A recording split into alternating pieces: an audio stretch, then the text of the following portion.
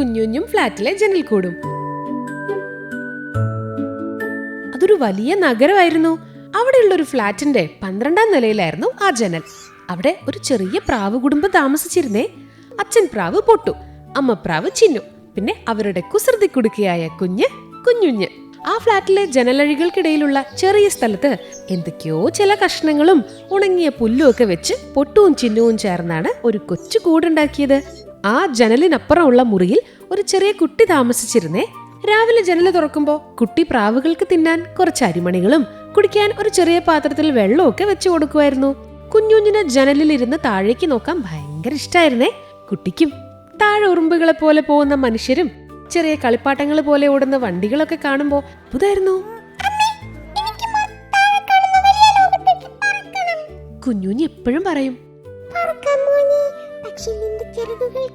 ഇനിയും നല്ല ബലം വരണം. അതുവരെ അമ്മയും അച്ഛനും പറയുന്നത് അനുസരിച്ച് ഇവിടെ തന്നെ ഇരിക്കണേ. ചിന്നു അവനെ സ്നേഹത്തോടെ ഓർമ്മിപ്പിച്ചു. ഒരു ദിവസം അച്ഛനും അമ്മയും കുഞ്ഞുഞ്ഞിന് കഴിക്കാൻ ഇര തേടി പുറത്തേക്ക് പോയി.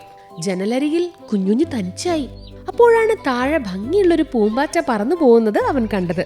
ആ പൂമ്പാറ്റയെ പിടിക്കാൻ കുഞ്ഞുഞ്ഞിന് മോഹം തോന്നി. അവൻ കൂടിന്റെ അരികിലേക്ക് നീങ്ങി നിന്നു.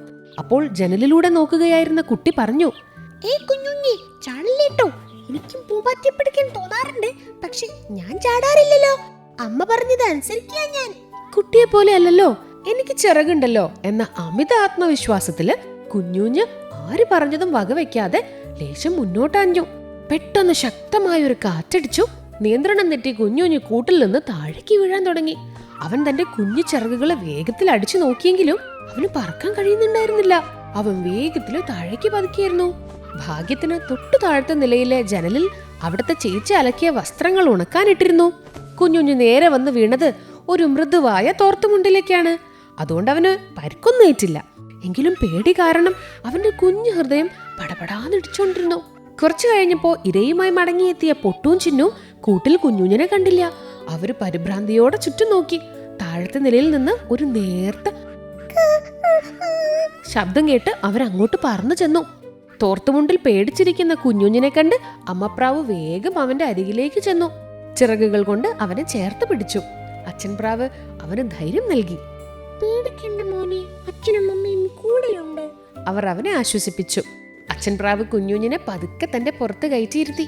എന്നിട്ട് പതുക്കെ പറന്ന് അവനെ വീണ്ടും 12ാം നിലയിലെ സ്വന്തം ജനൽക്കൂട്ടിൽ സുരക്ഷിതമായി എത്തിച്ചു.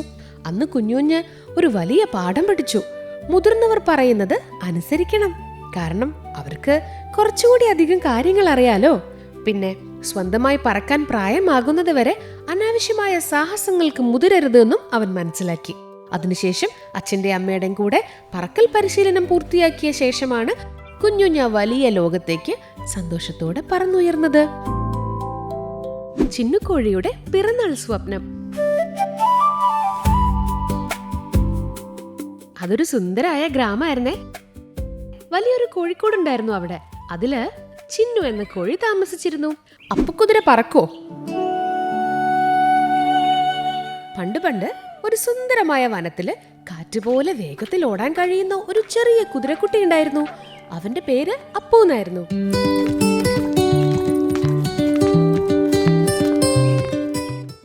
കൂട്ടുകാരെ, ഇഷ്ടായോ? എന്നാലേ ലൈക്ക് ചെയ്യണം, ഷെയർ ചെയ്യണം, സബ്സ്ക്രൈബ് ചെയ്യണം. മനോരമ ഓൺലൈൻ എൻകിഡ്.